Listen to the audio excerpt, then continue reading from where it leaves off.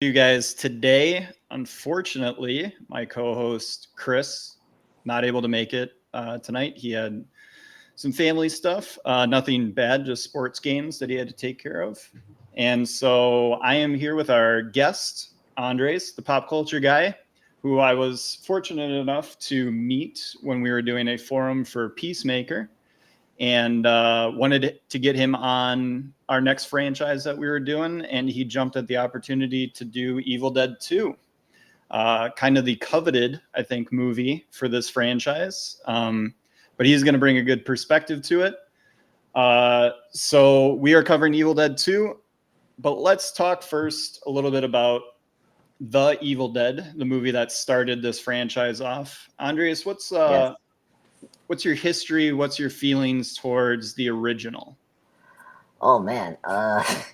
Yeah. This is like the only franchise that I gone like chronically order. So the first time I saw this movie, because I was a young age. I know Sam Raimi because of the Spider-Man films of Toby during the mid 2000s, and so I heard about the Evil Dead franchise. You know how important it is for like the film buffs. You know the film fans and all that. And I saw it and with one of my friends during high school, and we had like lunch for pizza, and I was like, what the heck? Because I I need to give people context. The movie we're going to review, this is the movie I thought I was going to see with the first one. The Yep. humor, the graphic horror, stuff mixed with comedy as usual with Sam Raimi.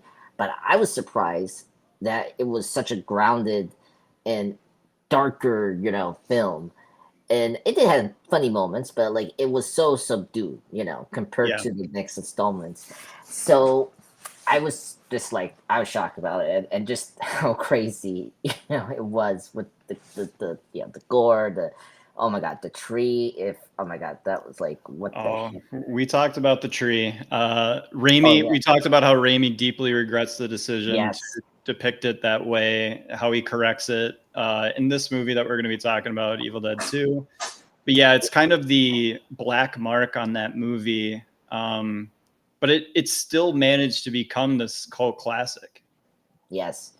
Yeah, and I mean, yeah, it's just it shows you why horror is so good as a genre and a good way to start your career, because no matter how much money you have, with little resources, you can be still creative and make an impact. I mean, yeah, Evil Dead was not far from Halloween. Yeah, It's like exactly. if so like it just shows how versatile how versatile horror was as a Yeah. genre. And I mean, Carpenter did the same thing. Like that's where he started with Halloween, very low budget. Basically, find a spooky old house, get a main evil character. Raimi instead goes for the more like out there idea of let's just depict evil by using a camera, Yeah, not have Michael Myers. But yeah, I mean the both of the Carpenter's soundtrack for Halloween gets iconic status. I think that the audio and the sound and the music that they add to a lot in post for the Evil Dead is fantastic. And yeah, I think Raimi really showed out on the sound production side because we talked about how most of the audio for that movie was done in post yeah, because all the trying to capture audio on stage like while they were shooting was just impossible and it sounded horrible. So they really made that movie in post. And I think this movie, just learning a little bit more about it, it seems like they had a better idea. They had more money, obviously. They had an actual producer giving them notes and stuff, and was subject to kind of a studio and stuff like that.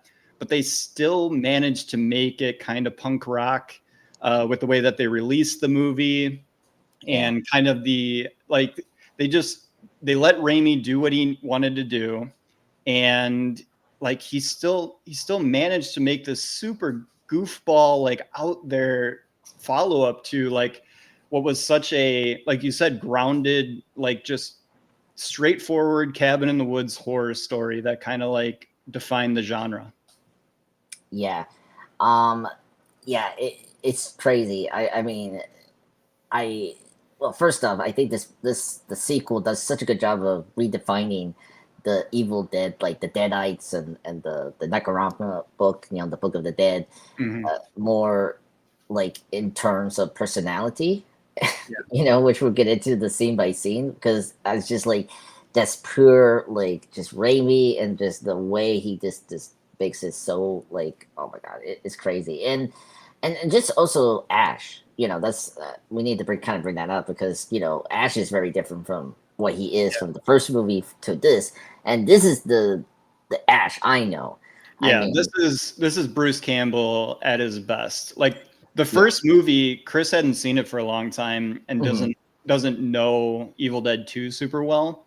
So Hmm. he was kind of like, man, this Bruce Campbell guy, like, why do people like him? He's not good at all. And I'm like, it's Yeah. Evil Dead 2. That's why. Because like in the first movie, it's just a group of kids. They're supposed to kind of just be nameless, faceless. There's no heroes, no nothing. And Evil Dead 2, Ash is unequivocally the hero. Yeah. And like obviously they add all the lore to it. Yeah. Like, all this has already happened and been foretold and so forth. But like it is cool that this movie was like, hey, like the first one, it kind of works, it's fine, but I think we need people to cheer for someone the entire movie. And it's kind of hard to cheer for people in the first movie. Yeah, like yeah, it's been a while for me. I saw the like it's been I rewatched this movie. I haven't like rewatched the first one.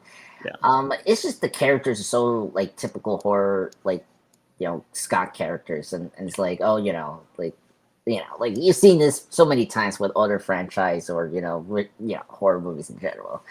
And with Evil Dead 2 and its sequel, I don't want to jump to Army of Darkness, but like uh it does a way better job of making like fun side characters. Me and Jeff.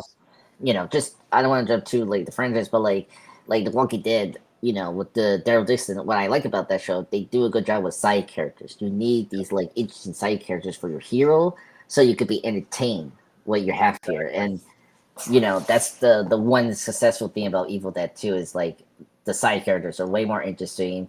Like at least we have one character that's like integral to the plot of this Yeah. movie. In my rewatch, I was like, oh, like everything. It just feels more. You brought it before, like they have more resource now, and like Raimi has learned so much from the first movie. This is such a much like better film over the first one. Not Yeah. against the first one. No, you have to have the first one to have or you have to have the first one. You have to have it be relatively successful and have Hollywood kind of see your genius in that small of a project. And then he gets two. He gets obviously more money and gets to show off what he's going to do. And then does he go into, is it Darkman, like pretty Yes. soon after this? And Yeah. then kind of like starts gearing up for the eventuality of Spider-Man, which is like the full culmination of Raimi at his superpowers, Yeah. like just doing God's work, basically. Yeah. I know. So yeah, I just kind of just give a brief synopsis with the filmography. Before Evil Dead 2, he did make a movie called Crime Wave. Okay. It was supposed to be, a lot of people have to understand that horror directors were never they like the Sandra, but it's not the Sandra they were like interested in continue on. Like Wes Craven is a good example of this. He's a great horror director, but he was a guy that really wanted to expand his his director filmmaking skills than Yes. just using horror. And Raimi was trying to do that with the second film he did before he did this movie, Evil Dead 2. It didn't do well, unfortunately, because of studio stuff and all that. Not to go too deep. Then this movie did well. Then he did Darkman in 1990, which is a great film, by the way. Check it out, Yeah. guys. Love that No, movie. yeah. Liam Neeson plays the main character. Yeah, and then after that, that's where he did Army of Darkness in 1992, wrap up the trilogy. I know a lot of people from my group, and just in general the horror community. It's another like iconic film in this series as well. People love to, it's a little more. It's the most mainstream of the Evil Dead films. Makes Yeah. sense. Because the PG-13 and all that. Yeah. Then after that, he moved. He kind of moved on from horror. After that, he did The Quick and the Dead, an Yep. underrated Western film, which I is great. think it's great. I think Yeah. it's absolute and like great, like young or great mix of young up and coming stars and already qualified stars in that movie.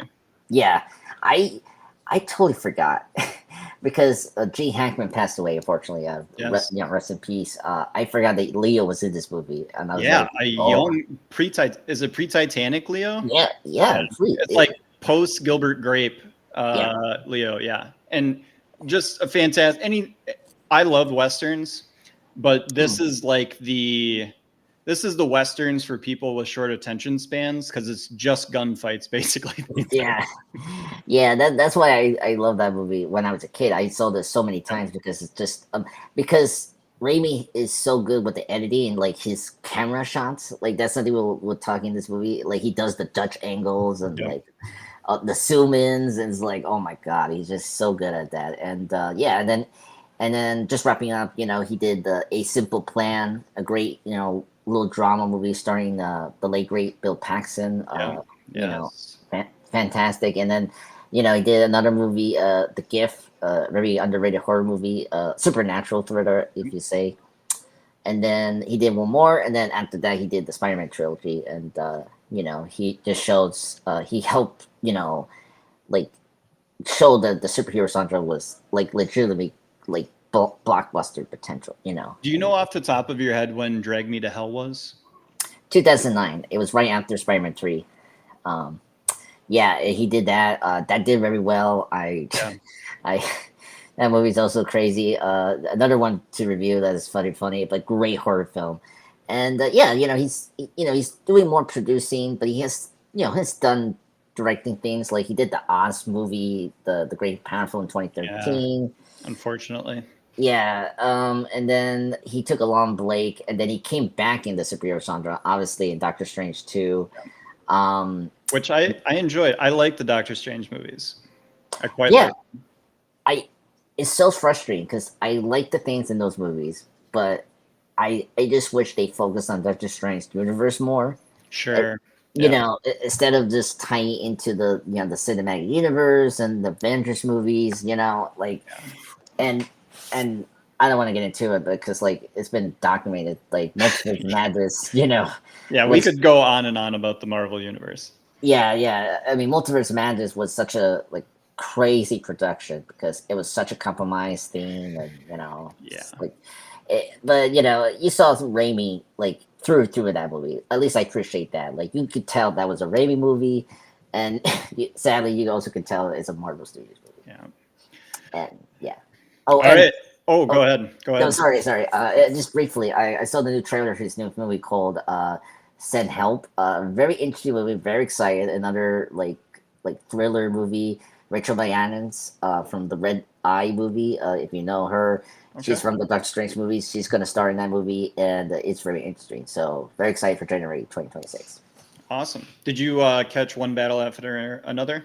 Yes, I did. Did enjoy it? Yes, one of the best. I mean, my third favorite of this year, 2025. Leo Okay. is amazing. So I I'm gonna guess Sinners and Weapons. you got I yes, those are yeah, exactly. That's how my list is right now. Yep. And yeah, I was shocked about because Paul Thomas Edison is a hit and miss director, and I was so surprised how good this movie was, and so Yeah. I highly recommend it. Yeah, we covered it on our channel. So if you guys want to check out Chris and I covering One Battle After Another, that was our first YouTube live that we did. So you can see our faces talking about that film. We both really enjoyed it. I think Chris ended up putting it in his top 3 at third of his Paul Thomas Anderson movies. I left it outside just because I like Phantom Thread quite a bit. So, Yeah, but it's clearly one of the best movies of the year. I do I want to get into this? I didn't love Weapons. Okay, I Chris understand. did, Okay. which is why we didn't cover it, because we've been arguing about covering it, because I've been like, you don't want to be on a podcast talking to me about that because I'm gonna have nothing to say because I think it's just boilerplate fine. Yeah. Yeah. No, I understand where you're coming from. I think the mystery was okay, and it's just like it was like a very good mystery movie up to the end where it was just like a typical like Hollywood kind of ending, and they could have done more risky ending where I think Barbarian is superior in just about every way. I think the first hour and 15 minutes of Barbarian is like one of the best top 10 horror movies I've seen. I think the end gets a little goofy, but like everything through Jake Long in the basement measuring stuff is just absolutely killer. Yeah. Yeah, I need to see Barbarian. I like weapons, so Yeah, hopefully you'll get a kick out of Barbarian for sure. Yeah. All right, so we are going to try something new here just to kick off the episode, give you guys something to watch along with us. We are going to check out what the Evil Dead trailer looked like in 1987. Here it is. I'll pause it, or you can ask to pause it if there's anything you want to comment on, but here we go.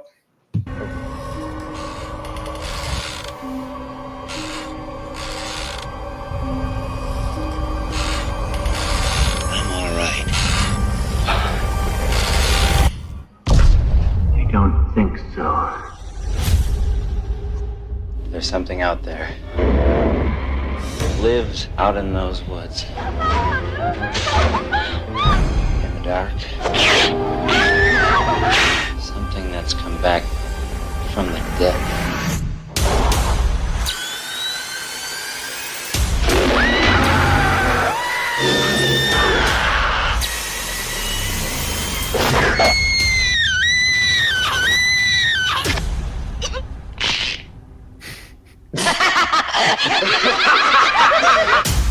Oh my god.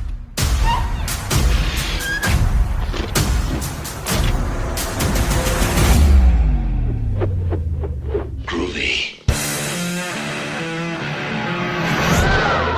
Hello, lover.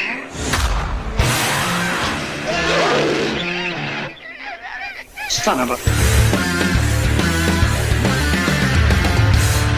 I'll swallow your soul. I'll swallow your soul. Swallow this. Pause. I think that's the end of it anyway. Yeah. Absolutely killer trailer. I hadn't seen that. Yeah, it's pretty cool. Something I mean, I know it doesn't really matter, but like it's kind of funny the title, because famously this movie is called Dead by Dawn, and I that's another big thing about this is like the title. It starts with a subtitle, then the number uno, which is weird. But I mean, usually us we always call it Evil Dead 2, which is funny. Yeah, I mean it's such a. I mean, if I've overstated like how important the first movie is, this movie that we're going to be talking about, Evil Dead 2, for all those film nerds out there, this is their movie. The horror nerds, the film nerds, Evil Dead 2 is the movie. And we'll get into why that is. So we talked about the box office for the first movie, which ended up doing super well internationally, made like $27 million internationally. Yes. This movie had a budget of $3.5 million. I believe the first movie had a budget of $400,000, so quite a bit. It only made $6 million domestic and worldwide, so didn't do super well on release. But again, this has been reclaimed as one of the best horror movies of all time. Directed by Sam Raimi, co-written by Raimi and Scott Spiegel, who gets a writing credit on it. And then the famous producer Dino De Laurentiis is the man that was kind of maneuvering the ship for Raimi in the public. Yeah. And he's quite a character. Yeah, very important film producer. Yeah. I mean, he's the one that helped bring Dune to the big screen. Did he do Conan too? Conan the Barbarian? Yes. Yeah. Yes, he That did was that. kind of his huge thing, swords and chicks.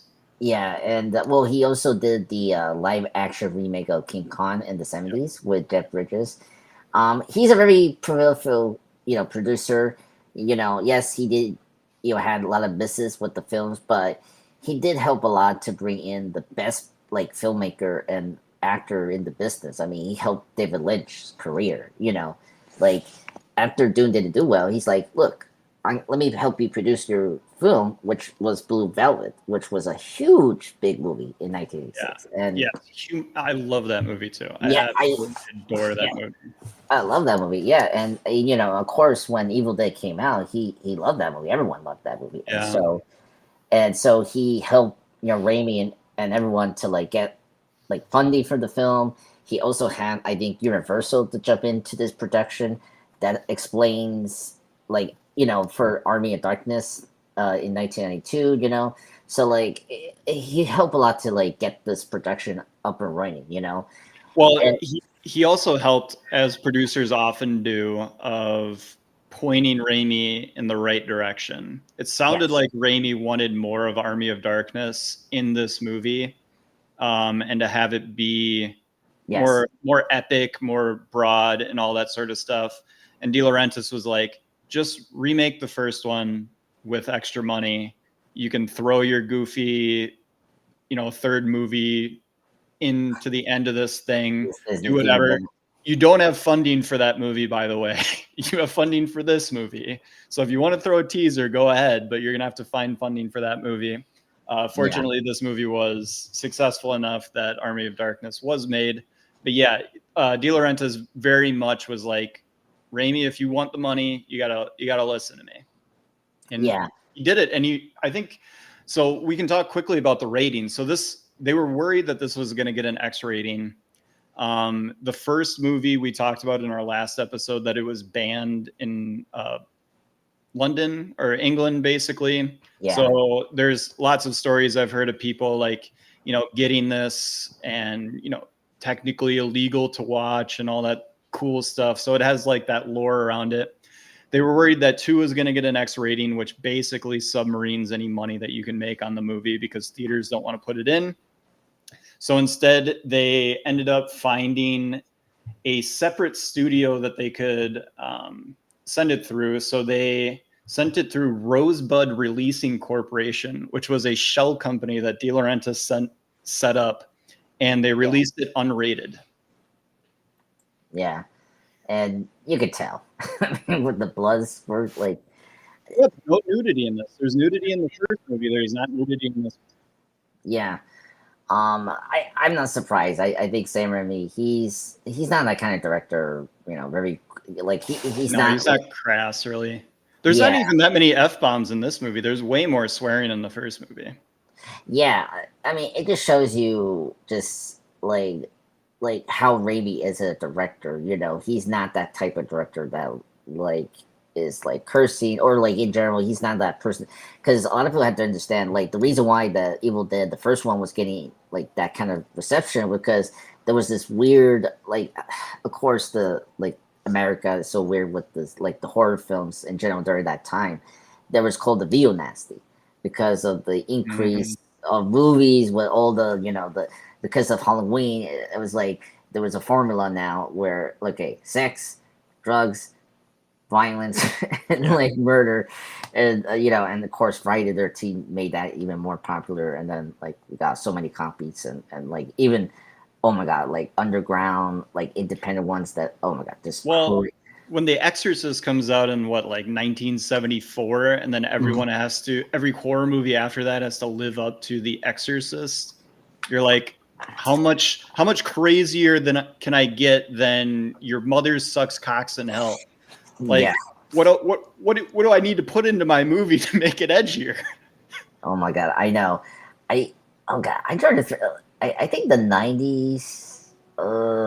I don't know. Like nothing really comes that close. Except for Jaws.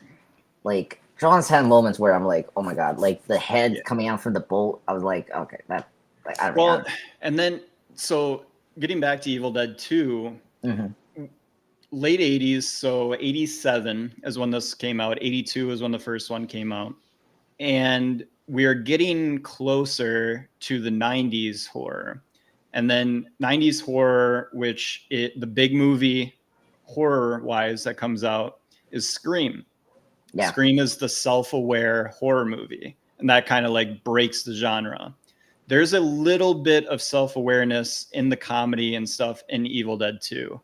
And Yeah. I think that kind of, there is in Friday the 13th, there's, Freddy Krueger and all his movies, Nightmare on Elm Street. Like it's beginning that awakening of self-awareness. Obviously Craven with Nightmare on Elm Street, then Scream. Yeah. But like that self-awareness is starting to come. And you see that transition from the first movie to this one, where it's funnier, even gorier, but even more self-aware. Yeah. No, I agreed. And and the thing that's very interesting about the meta commentary, particularly with the Nightmare and this, it was just like how, in general, the violence and like how we react to it, it's always a big thing. And Scream took it like forward about like how, in general, movies, like, is it the reason that they create, like Billy Loomis say this, like, no, don't blame the movies that create the cycles. It's the other way around, like it's so true. And it's like, it's same thing with video games. Like the whole like nation thought like video games was like it created monsters. Like, no, it's just that they just say that, oh, this thing inspired me to do that, whatever, it's yeah. I see where you're coming from with this. Yeah, it's slow burn of the meta commentary with the horror movies. But yeah, New Nightmare was like the first step, like crazy. It was like the fourth Scream, which it was kind of funny when I saw it the first time. And and then Scream took it and changed the whole horror genre. It for me, I'm like, and it didn't. Sorry to interrupt you, but like it didn't recover for like 20 years from Scream. Like, no, Wes Craven absolutely broke the genre, and then we are now in the last decade getting back to a new style, kind of the elevated horror that has taken over. Yeah, well, I'm thankful because we're doing a good job of balancing the horror stuff, like elevated horror. We having our horror franchise, and then we got like the middle part where like the bottle in like the lightning and bottle horror movies like Sinners and Weapons, And I suppose I'm missing the huge chunk in the early 2000s that was just Saw. Oh my god. And we just got 12 Saw movies for 12 straight years. Dude, the thing, what I remember, there were two things: torture porn and remakes of the biggest horror movies, and that was the Evil Dead being one of them. And I should join you because I like that movie. It's actually the rare ones that are actually good. That's the weird thing. See, I like Evil Dead Rise. Yeah, I love that too. Yeah. Yeah. So that'll be. We'll definitely talk about you potentially coming on that episode too. We may do a 4-person on that just because it's basically a remake, and Chris and I have already talked about the first one. But let's get into the scene by scene recap, and we can continue talking about this fantastic movie. So we begin with a stylized recap of the Evil Dead. So you wouldn't know that if you didn't read anything about it, because it doesn't make any sense that it's just Ash and Linda together. And so basically they're in the car, they get to the cabin, they have a fun night, she gets possessed, and he immediately cuts her head off with a shovel and buries her in the yard. Yep. Yeah. And so that is supposed to be us reliving Ash's nightmare from the first movie. And then the next day starts, and this is all just happening to Ash the next day. Yeah. Oh my God.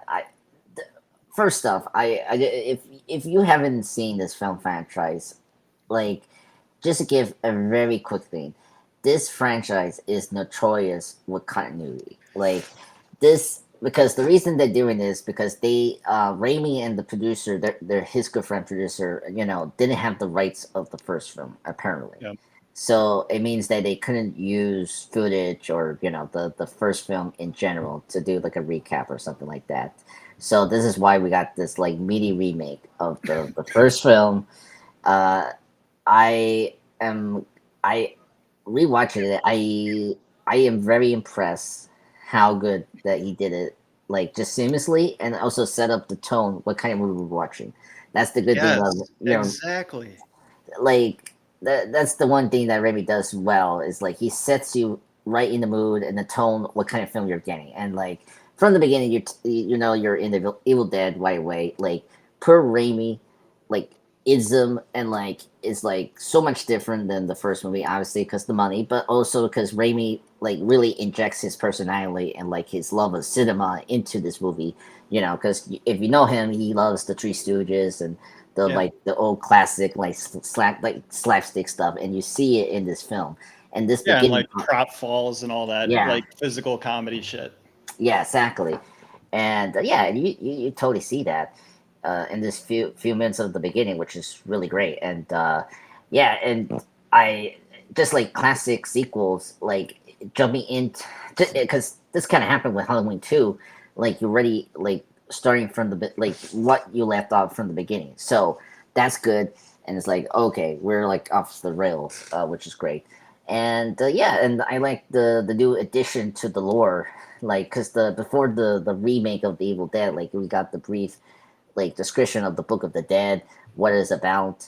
Like we don't know who wrote it, but if you watch the TV show, but like um but even that does not connect it, but whatever. Yeah, But yeah, not canon not technically. not canon, but like just that like short like introduction of like what the Book of the Dead is really cool and like No, sets it. that's what this movie does. And you talked about it before. It gives us more in-depth backstories to other characters. Like we don't really get any more backstory on Ash because we don't really need to. We already know who he No, is. We saw yeah, him in the last movie, but they got to fill in. And Raimi actually takes his time at the beginning of the movie. Actually, is willing to cut away from the cabin, action going on at the cabin to establish backstory. So that when he brings those extra characters into the world that we know, we have an idea of what they're going to act like, be like, what their stakes are and stuff like that.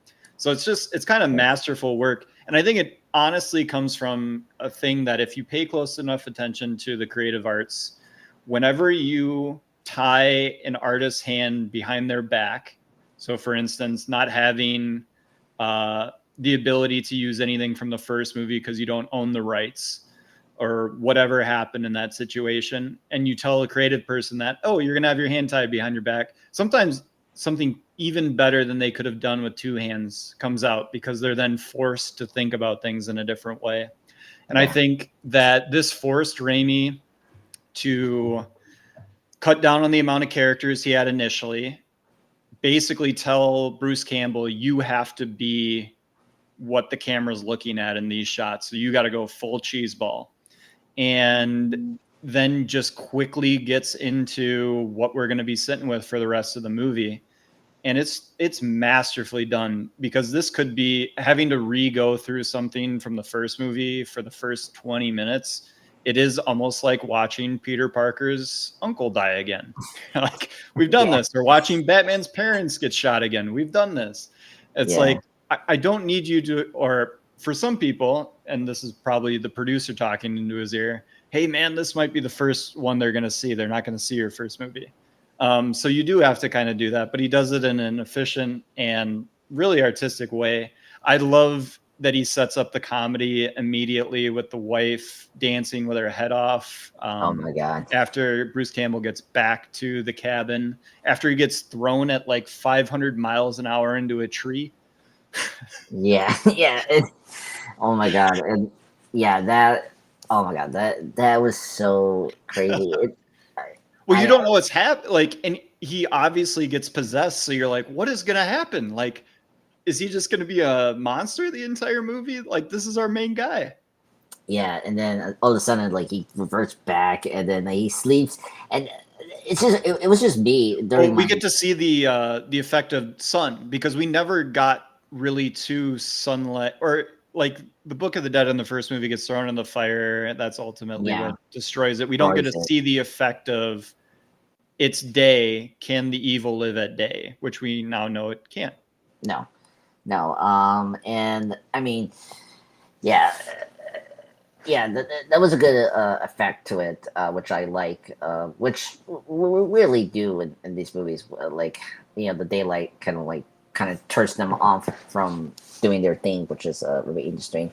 But I gotta say, one thing I always liked about the Evil Dead is the makeup work of the Yeah. Deadites, because that's something is so iconic about this franchise. Those creatures, and like this movie had the great makeup people. I think these are the people that did the Nightmare franchise. Yeah. They came in because they were big fans of the first film, and they did such a good job of expanding like the creature designs of the Deadites from the first movie. And the Ash, Princess is so iconic, and it's like, Oh my gosh, the outfit. We'll get into it, but everything Yeah. that they strap onto this guy and take off of him and rip and bloody up and all that, like it's just perfect. Oh my god, yeah. So some of the differences in the setup compared to the first movie that then happen in this. So the record player that plays the line reading from the professor is just up in the cabin. It's not in the basement. They don't have to do any of that. The basement does factor in later, but it's not where they find the Book of the Dead. No. You're able to, they do a flashback to the professor actually sitting down and recording the audio. So you actually get to see that in the first movie. It's all just audio.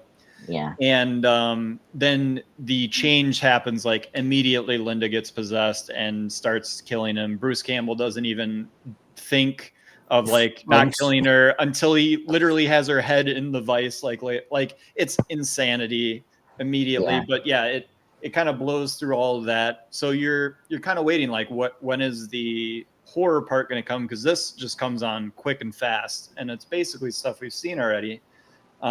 But we'll get more into, how this is. I think the movie really starts from Bruce Campbell running into that tree, coming up, seeing the sun, and then kind of getting back to the cabin. We find out that a car can outrun evil.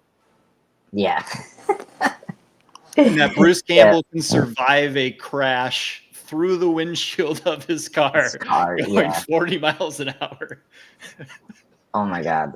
By the way, the famous Sam Raimi car is here, which we had to bring out. It's always in his films, and it's in the Spider-Man trilogy. Yellow. Yellow, yeah. That car gets destroyed in this movie completely. I'm like, oh my god, what is so like what is with you, Raimi, with this car? Like, is this something bad to you? Him surviving from that crash is kind of crazy. But the thing that we'll get it.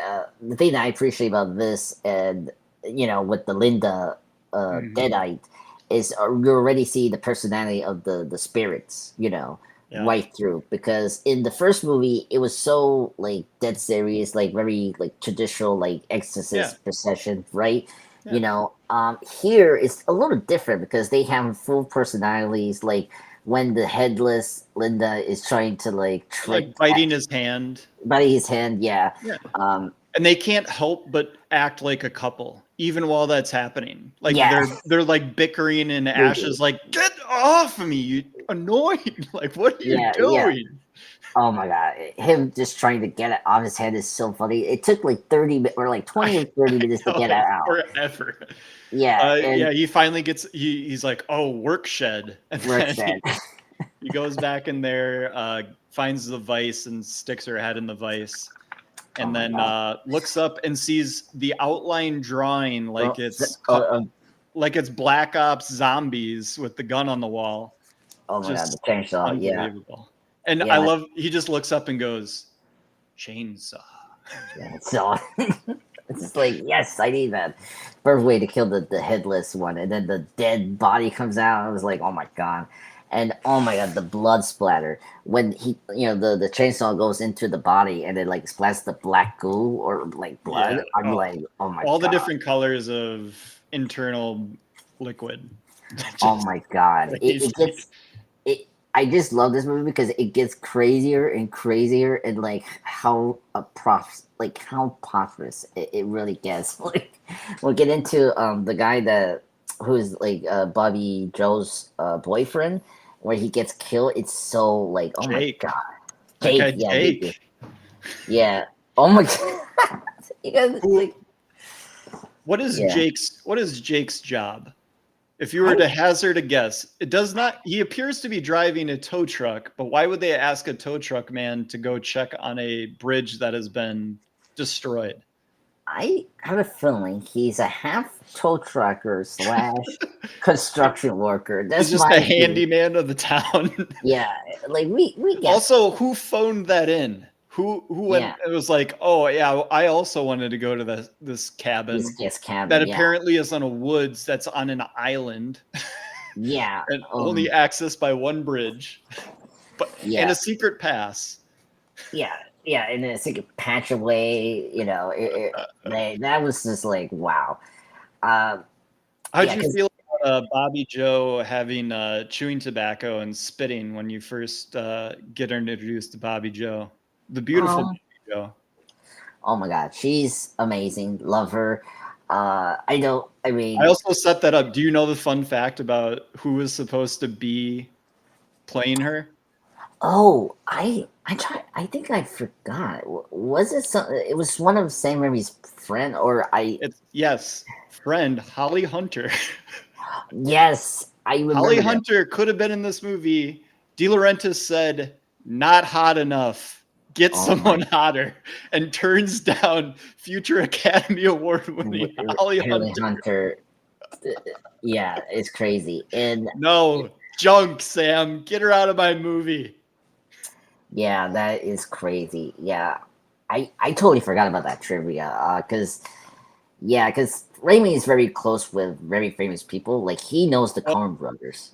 Yeah. This movie, if you look at the production, people that worked on the production of this film, and then look at their IMDb's, like they just went on to work on every movie that you've ever loved for the next 30 years. Yes. Yeah, I know. I brought up the makeup people that did the Nightmare Elm Street makeup. They came here. They did such a good job with that. And then I think the film. No, not this film, but the first film of The Evil Dead, the Coen brothers were involved in that movie, which is crazy. I think the editing or something like that.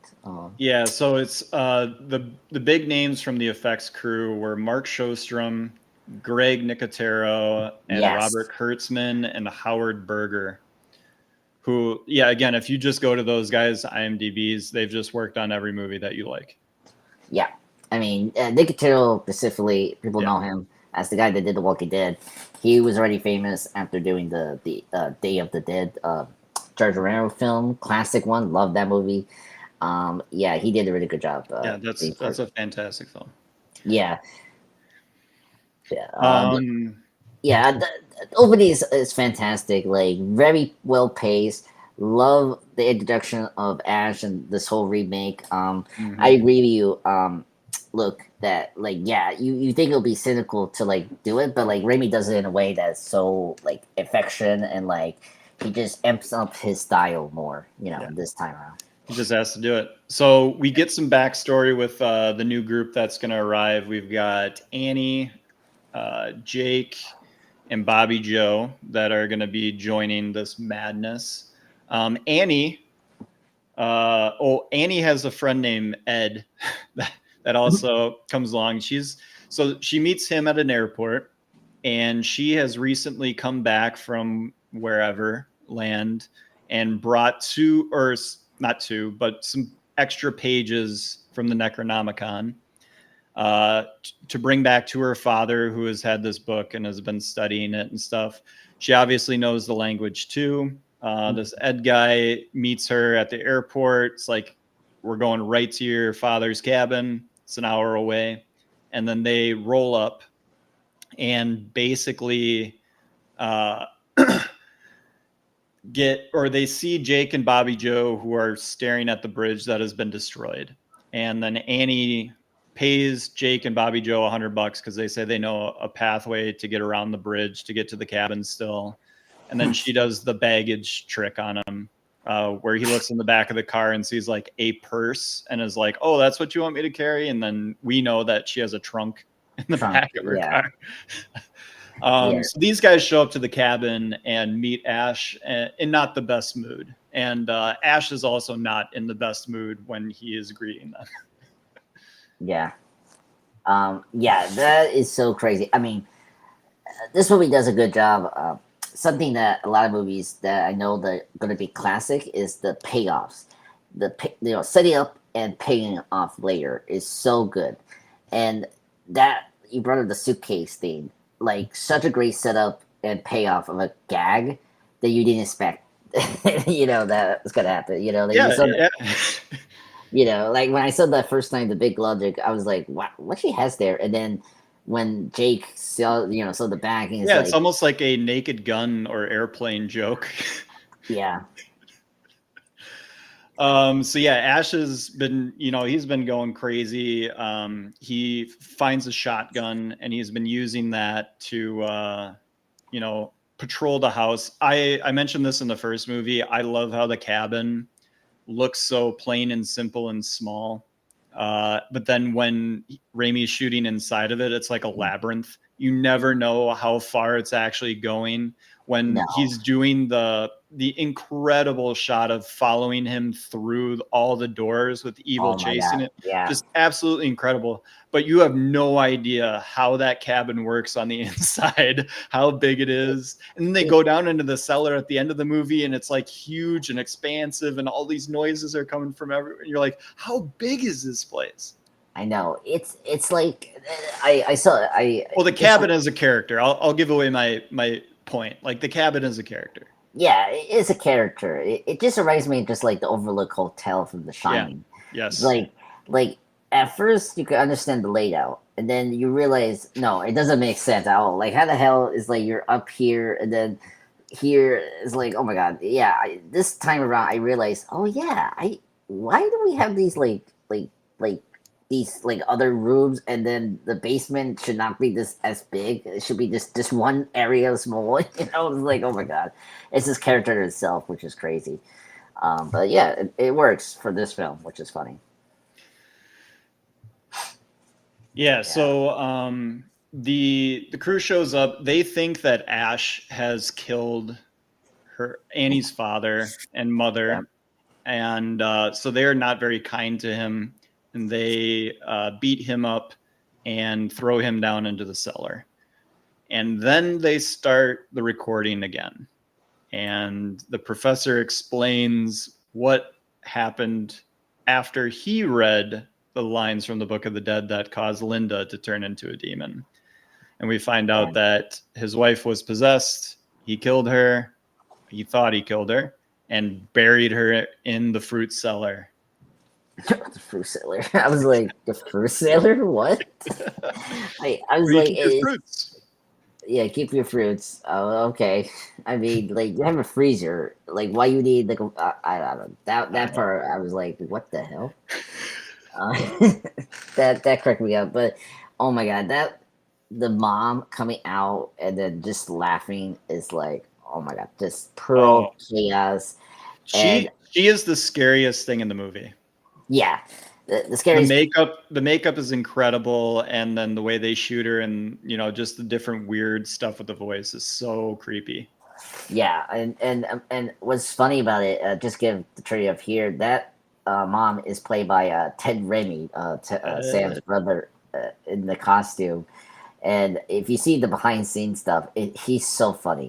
He just makes you need to see it for yourself, guys. It's like he's so funny, and I see why. Yeah, if you look close enough, you can see sweat just dripping off of his costume because apparently that thing was just like wearing a rubber glove the entire time, and he was just pooling sweat in there. Yeah. Oh yeah, I remember that the behind scenes stuff. They mentioned that. Yeah, they call her the witch because it's kind of like the main deadite that we had to deal with throughout the film, and yeah, incredible makeup and just also the scream that Ash does is very hilarious, like typical horror thing, but a guy doing it. Yeah, we missed an entire part like before the people come is that Ash's hand becomes possessed. Yes. This is my favorite part of the movie. Like I'll give it away. This is my favorite part of the movie. I love this so much.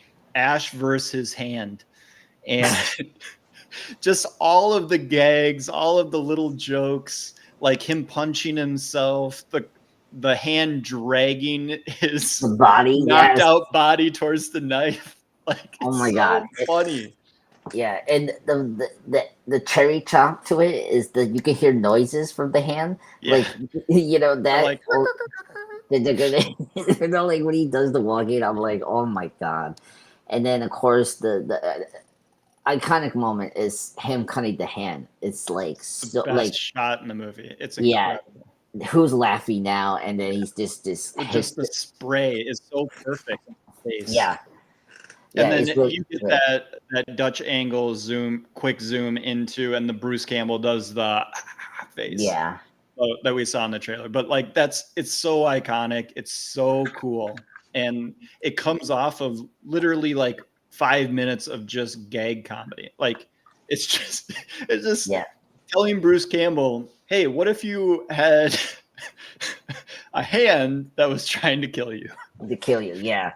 And and then the thing like could be itself like the thing from Adam's Family. Like I wonder if they took this idea, because I never thought about this now, is like did they took this hand as an inspiration to get Thane as like just his like own like self-aware creature, you know? I don't know what came first, Adam's Family or this, but you know, Well, somebody had a great idea.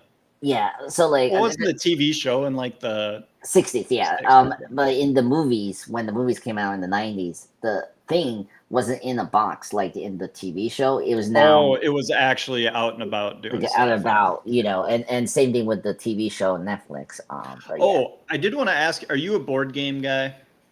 I try. I fail. Have you ever played Haunting at Hill House? I heard of it, but I haven't played that. I'm sorry. So it's one of those games where it's a lot of like dice. It's trying to be like an RPG game in Okay. board game form, but you essentially go into a haunted house and you build the house around you Ooh. each move, and different things happen as you build the house. A lot of the stuff that happens in the haunted house is pulled directly from Evil Dead 2. Oh, really? Oh. So like there's you get a possessed hand if you pull a certain card. There's like rooms that seem larger than they actually are, and like it's super fun if you can get a group of like horror fans around, because one of the characters you can play is basically Ash. He's you know, but it's a lot of fun. Highly recommend for those out there. If you like horror movies, you like board games, Haunting at Hill House, it is essentially a board game where you play Evil Dead 2. Oh wow. Okay, I need to tell my friends about this. There's There you something we can do. That's my big one for the night. My big recommendation for the night, besides just watching this movie again, is check that board game out. Which may be the most nerdy and boring thing I've ever recommended, but there you go. No. Hey, I did a D&D once. It was really fun. I just had to get used to like the rules and all that. Yeah. So yeah. I've done my fair share too. And then post Ash cutting his hand off, the hand then turns basically into a rat that he has to chase around with a shotgun. Yeah. Ash learns how to unload and reload the shotgun pretty well with one hand. Yeah. I'm shocked he's like you think. Yeah, he cauterized that wound pretty quick. There's not a lot of blood coming from that stump. Yeah, like did he like burn? Like first off, you have to like burn it like to stop the bleeding, and like it's always funny for me. Like this time around, I was like, oh wait a minute, we did so quickly to like just wrap around his like silver hand and all that. Yeah, because I've seen this movie enough times and didn't really have to pay attention to it. I on my notepad as I was taking notes, I just listed all of Ash's injuries that he sustains throughout the movie. God. So I'll give that to you near the end, but we'll move forward with the scene by scene because it's literally a paragraph long of all this stuff. Oh my God, I can't imagine. Oh my god. Yeah, and then again with the cabin becoming a character, there's him laughing as he's hearing all the laughter coming from the walls and that deer head that's on the wall and all that. Yeah, that's full, another like- iconic Yeah, scene. Yeah, the full Deadites taking over the whole cabin and like just taunting Ash. Like that's the whole thing. Yeah. Like in that scene, it's just that the Evil Dead like spirits are just taunting Ash to like psychologically break down him. You know? well, he survived one night. This Yeah, is round exactly. two.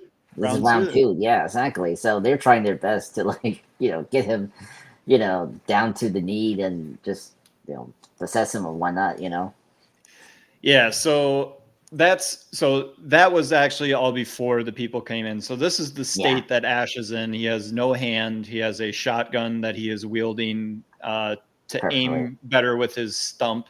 And so yeah, they think this guy is like a serial killer that happened upon their parents. And just sorry, one thing I don't want to miss is when he was trying to shot his hand. This is another one that was crazy. Where before the laughing of the cabin, the blood coming out from that wall. Yeah, after he shoots it, because he has like super hearing apparently, and can aim his gun based on what he's hearing, and finally nails it, and that it like does the dying noise, and then just sprays. Sprays. That's the Oh my. best. Yeah, that scene, I'm like, what the hell? Spilling blood at him, and then it reversed back. I'm like, wow. So then we get Ed, Jake, Annie, and Bobby Joe show up. They think Ash is a serial killer. They lock him in the cellar. They find out about the mom. The mom comes to life, and Ash is like, get me out of here. And so they eventually get him up and realize that it's not Ash, it's the demons that are possessing people that are what really is the problem. And then Ed becomes a Deadite, and then the movie just goes off from there. Yeah, and I gotta say, this part is the like better version of the Evil Dead. Like seeing the people being possessed and getting killed, and in not in like a very like the first movie, like if you didn't like the the rape tree thing, like this movie does a better job of doing it and being more like accessible, Yes, far more. Like I don't really want to talk about it again because we talked about it enough in the first one, but like it's so blatant what it is trying to depict that it is uncomfortable. Yeah, I was just shocked. It's the like fourth time I've seen it, Andres, and I was still like, what? How did this end up in this movie? Who watched it and was like, yeah, Raimi, keep that. Yeah, I know. But unfortunately, that was the thing during that time. Is like you could just get away and like do these crazy things that like people were shocked about, and that was the point of that like early like 80s. It's like shocked people. I was like, oh my god. That is not true, Chris. If you're watching our chat, Chris is messaging saying that I love that scene. I did not love that scene. I didn't. No one. No one loves not that. My favorite. No, it's not my favorite scene. And I don't know. Like, I don't want to talk it too much, but like, did the Evil Dead remake did something with it, or like, I don't know. Like, I mean, yeah, I haven't seen that one. Okay. To be yeah, frank. me too. I just. So I will be interested to see how that gets done in that, because it is supposed to be basically a shot-for-shot remake. Yeah, it's just just to get people, like shot by shot, but with different characters. Ash is not in it, which is it's a good decision they did there. Yeah, you have to, because Ash has to stay in his trilogy. He has his trilogy. Yeah, exactly.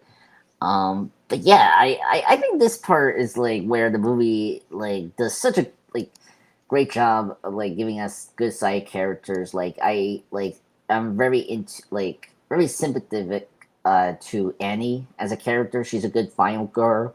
Like you understand Yeah, you know, I thought the actress was fantastic. I was looking up Yeah. other stuff that she was in, and it's not much. Same with the girl that plays Bobby Joe, like mostly just soap operas and bit spots here and there. But like, I Yeah. thought the girl that played Annie was fantastic. Yeah. If I can, Sarah Berry. Yeah, I thought she was great, and because this franchise, like, now when we get into the later installments, like, they do a better job with female characters. But I thought Yeah. this movie, particularly, I think, had a good female character. I think specifically in Rise. Yes, yeah, I where agree. Yeah, it's used as the best way that, like, using a female character in the best way that it possibly could for the horror of the movie. yeah, yeah. I love Evil Dead Rise, and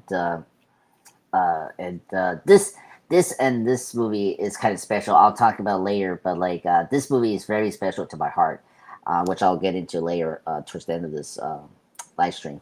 Yeah, so I'll run through basically how we get to the end of the movie here, because we're basically there. So Annie and Ash find that the answers that they need to stop this lie in the extra pages that Annie had just brought. Yeah. Which is it? Yeah. Oh yeah. So it's Jake, who is in a relationship with Bobby Joe. So Bobby Joe goes out, gets messed up by the tree. Jake wants to go find her, gets the shotgun at gunpoint, makes Annie and them go out. Not a good idea. Nope. And he also at that point takes those pages and throws them in the cellar. So that is what causes Ash to have to go into the cellar, and he knows that Henrietta's down there. So he's got to load up, and that's when we get the iconic strap onto the chainsaw, sawing off the shotgun, throwing it on the holster, and Ash has his full get up with that cut, ripped blue shirt, showing just enough of the skin, enough of the pecs to know that he's got a good bod. And this is the iconic Ash look. Yep. And the famous iconic line I always hear, groovy.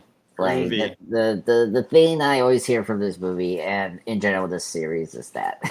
Yep. And not to spoil the remake, just remember this scene because it does get a callback from the remake, Awesome. which we'll get into. But yeah. Yeah, and I mean, you couldn't pick two better close combat weapons to have strapped to you, and a sawed-off shotgun and a chainsaw that you can literally start with your chest.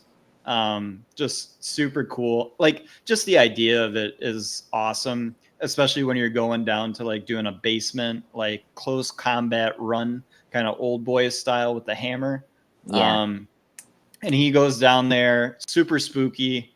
Lots of crazy noises that are coming out of this place. A lot of dripping of water. A lot of Henrietta being weird. And then he finds all of the pages, and Henrietta grabs him through the stairs. Eventually, Annie gets the pages, finds out that she has to read these two lines. One line summons the most evil demon, and the second line creates a portal that sends all the demons back. Yeah. So, like, first time around, I was kind of confused what she was doing. Then I realized that she's just opening the portal to, like, get all the demons and the spirits back to, like, whatever they came from. And I was like, oh, that's cool. And if you missed the part when was it that big ass monster or whatever, the tree, the tree. Yeah, I guess the tree, right? You missed it, but like Ash's hair turning gray, which was hilarious. Classic. Well, just the streak, just that's the streak. Like Mr. Fantastic. It's like that, which is cool. I don't think the Army of Darkness kept that, which I was kind of like. No, I don't think they ended up. No, because I remember watching it this time. I'm like, oh yeah, the gray streak. Yeah, because you just don't see it again. No, we just want to keep Ash very handsome and as handsome as he can be. Which isn't tough for Bruce Campbell. He's a good looking fella. Yeah, exactly. Yeah, the theme song here is. I think if I was listening well, I believe all that Annie did was say the first line forwards, and then Yeah. she says the same line just in reverse order. Yeah, that's what she did. Yeah. Yeah, pretty cool. Actually. And I do like that the second word is like one that we know because it's basically Nosferatu. That's right too. Yeah, I'm like, what language did you make up, Raimi? Yeah, That doesn't make any yeah. sense. I'm always impressed how they make up these words, and it's like no, they just like made it up in the day Yeah. or like in the fly. There's no Yeah. Tolkien and who like wrote Elvish before he even wrote the Oh Lord of the yeah, Rings. the rings. Yeah, Because he was like a professor of language, and so he just knew how to put together languages. So he just put together Elvish in his spare time. Jesus Christ, I didn't even know that. I Yeah, just Tolkien is a super genius. yeah, I know he was like a high, like like a very high educated person, but I didn't know he was like professor of language. Oh my god, that's funny. Oh yeah, him and C.S. Lewis used to just have walks and talk about shit together. Like, Yeah, just that imagine part. those two minds, literary minds, just bouncing ideas off of each other. Yeah, Also, I believe one an atheist, the other eventually a Christian.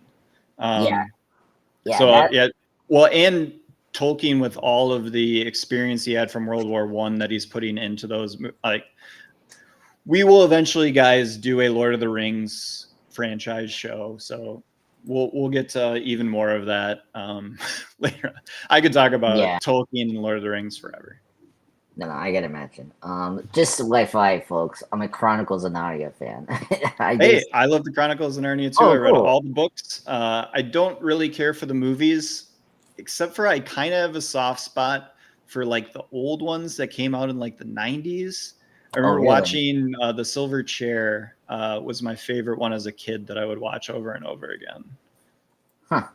Yeah, I love the movies. I especially the first two. The third one is like, I suppose the first one of the one that came out within the last 20 years, the first movie is good. I don't think I liked the second one.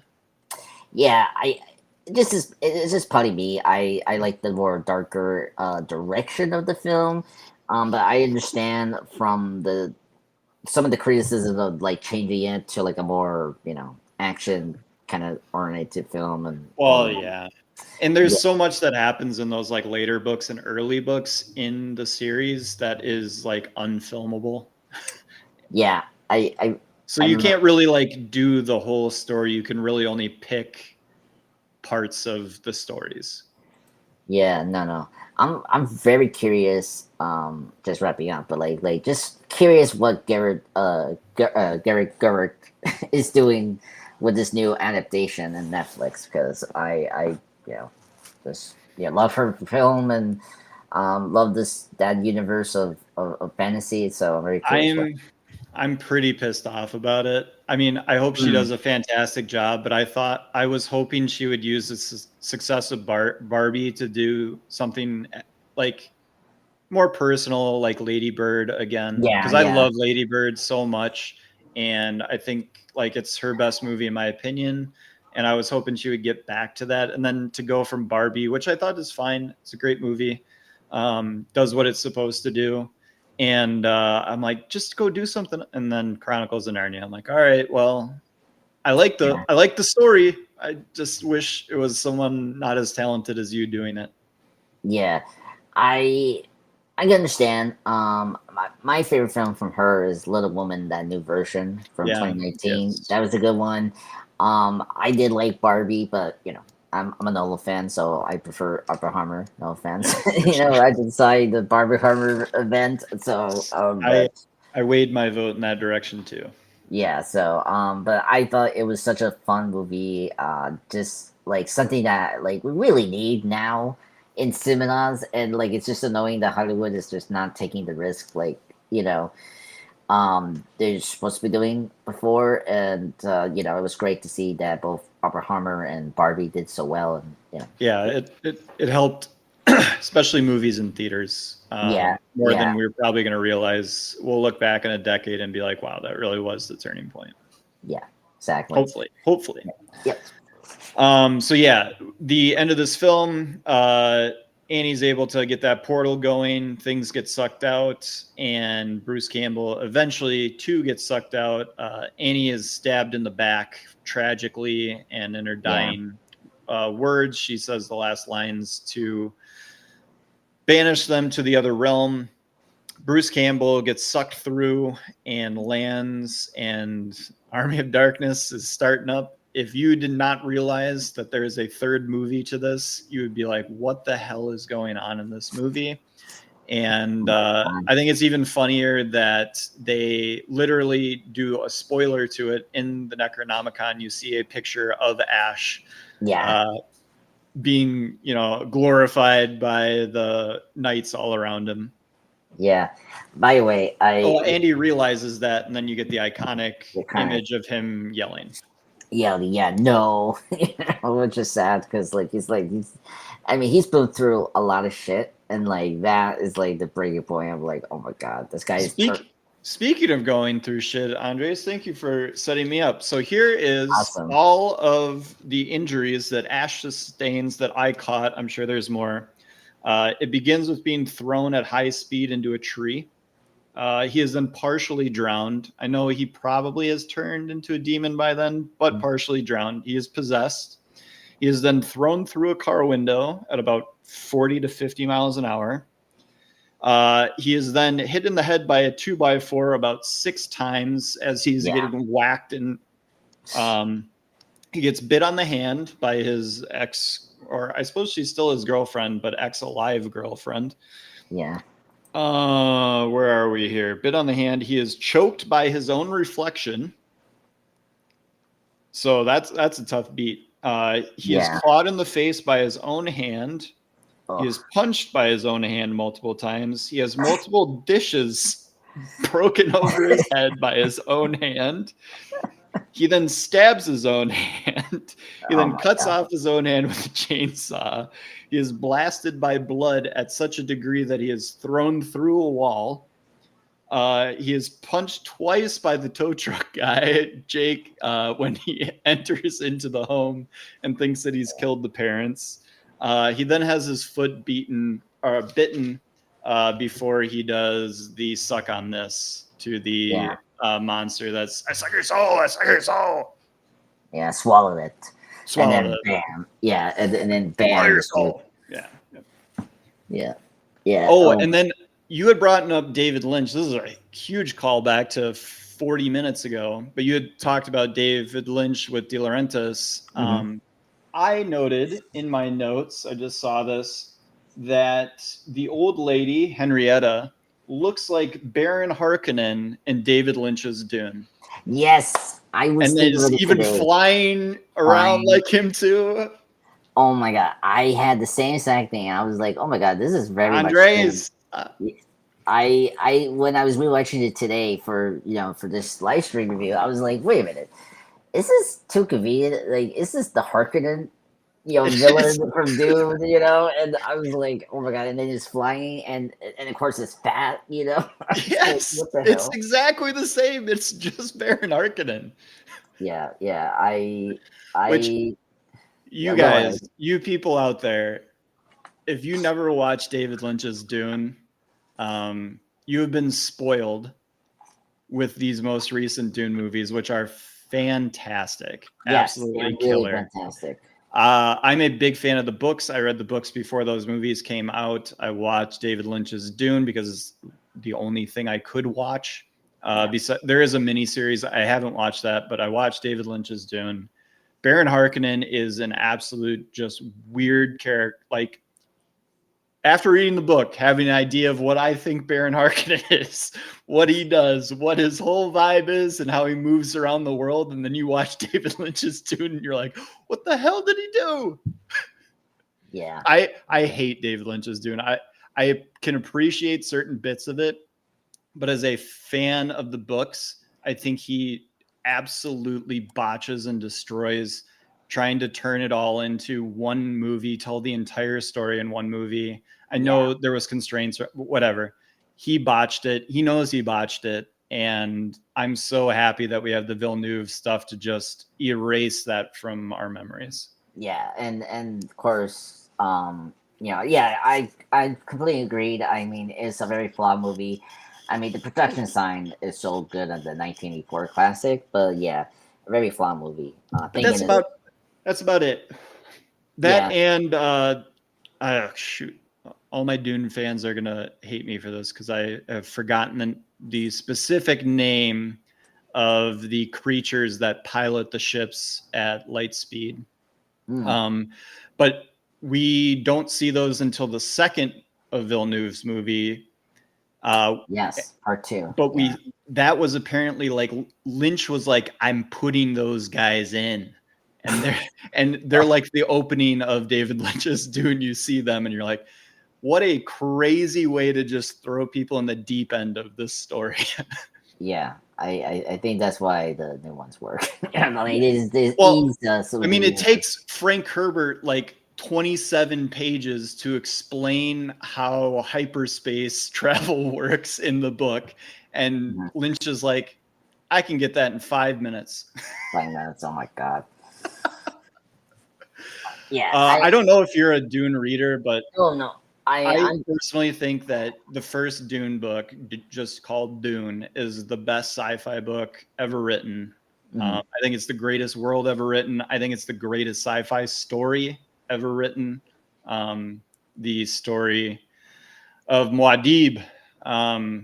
Yes. It's just, if you're ready for it, it is an advanced reading level, but if you're ready for it, it is unbelievable stuff. Read the books, the movies, the new ones are great. They don't do it justice still. Yeah.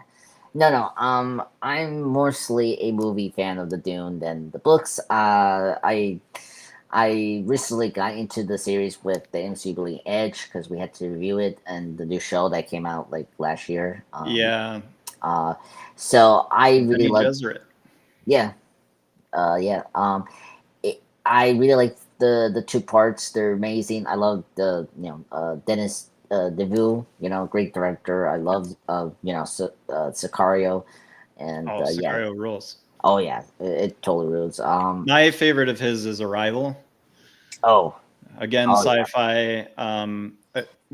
Probably I would have been my pick for Best Picture that year. Amy Adams is fantastic, and Jeremy Renner's fantastic, and just one of the best stories ever told.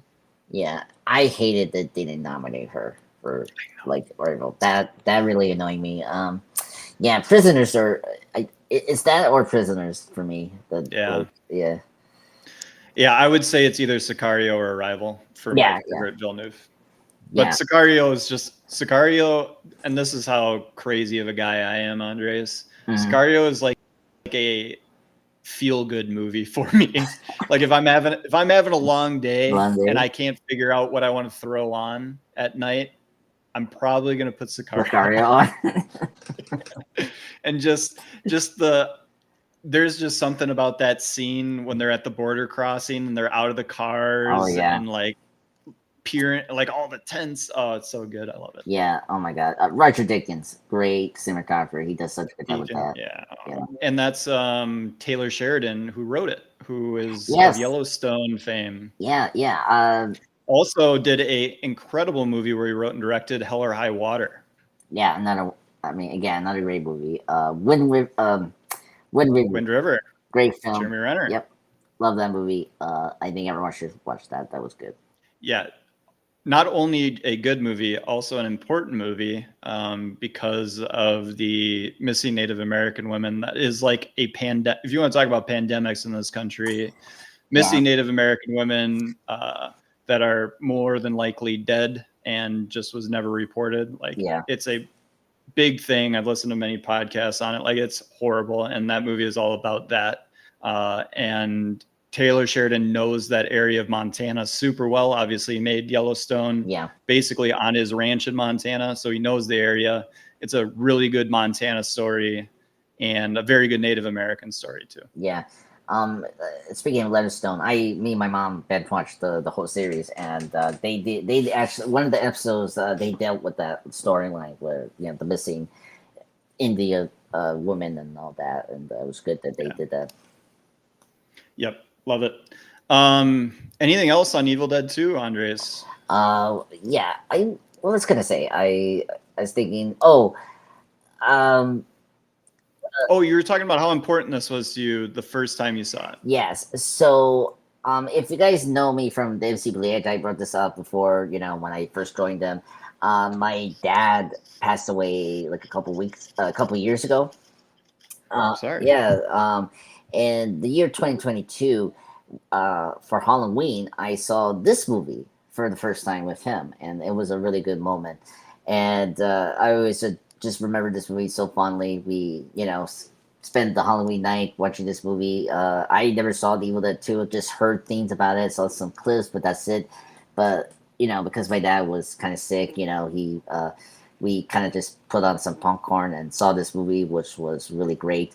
One of the great experience spending my dad, and so I really cherish this movie. Was he a big movie guy too? He was a very casual guy. He loved horror movies. He was a big Okay. Friday 13th guy. He knew the Evil Dead. But it was great to put on that movie and rent it, and so it was really great. Well, I mean, you're gonna have that memory forever, man. That's awesome. Yeah, so it was really great to rewatch this movie because, like, immediately, like as we said before, from the beginning, I was like, oh yeah, this is the Evil Dead that people, like this is what I knew about Evil Dead was because of this movie, and so it was great. And yeah, and Evil Dead Rise, same thing. I was kind of annoyed, I couldn't see it in theaters, and when I got the HBO Max account from one of my friends, and I was like, oh yeah, this is great. And that movie is like the closest to this movie. That's the reason I like that movie more. And Yeah. it did such a good job of combining the horror and the comedy stuff that about the series. Yeah. I like I already said, I dig that movie too. I dig this one a lot.